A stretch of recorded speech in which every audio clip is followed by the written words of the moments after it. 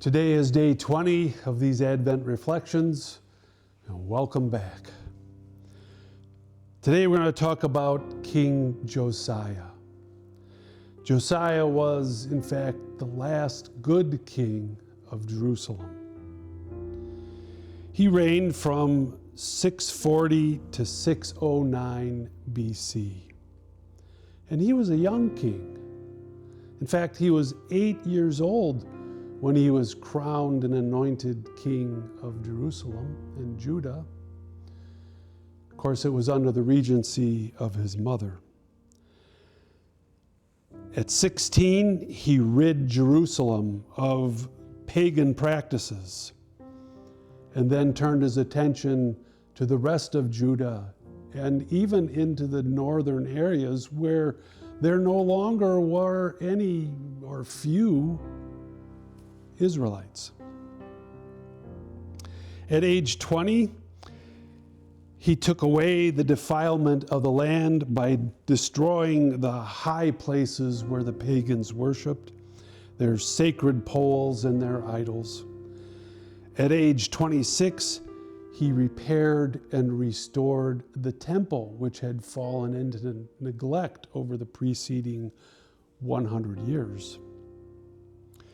He even brought the Ark of the Covenant back into the temple. It had been removed from there. But most importantly, he found the book of the law that had been neglected, and he taught it throughout the land, bringing once again the people of Judah back into the covenant relationship with God. But unfortunately, at age 39, Josiah was killed in battle by the Egyptian king Necho. Josiah is a type of Christ. He was steadfast, righteous, and died defending his land and his people, much like Christ did. Josiah cleaned up the temple like Jesus cleansed the temple. He cleansed the temple of the traders and the money changers. Now, to be fair, the Jewish people at that time thought they were providing a service. They would bring approved animals for sacrifice into the court of the Gentiles, where people could buy them for sacrifice. But in the temple, you could only use the temple currency. And so there had to be money changers to exchange the money that was used outside the temple with the money that could only be used inside the temple. But of course, Jesus cleansed them from all of that. The problem is that the temple should be a place of worship, of adoration, of supplication, that is, asking God for what I need. But instead it became a marketplace.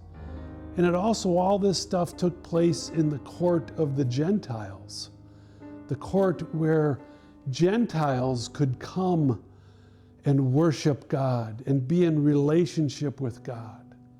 But they were crowded out by all this business.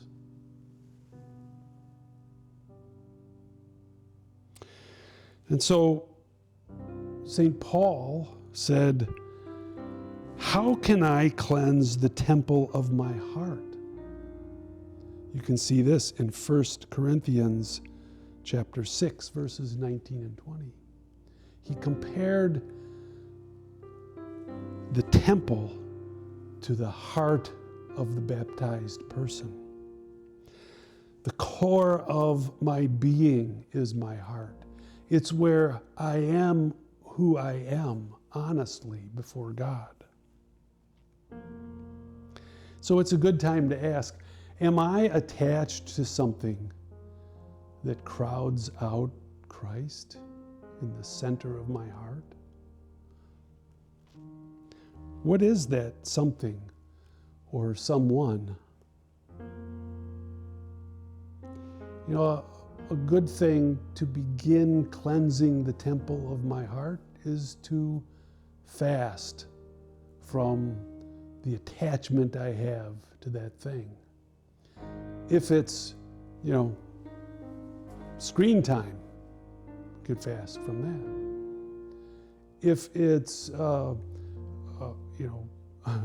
running or a dedication, an over-the-top dedication to work, we can fast from these things and begin to make more space in our hearts for Jesus to take up his dwelling there.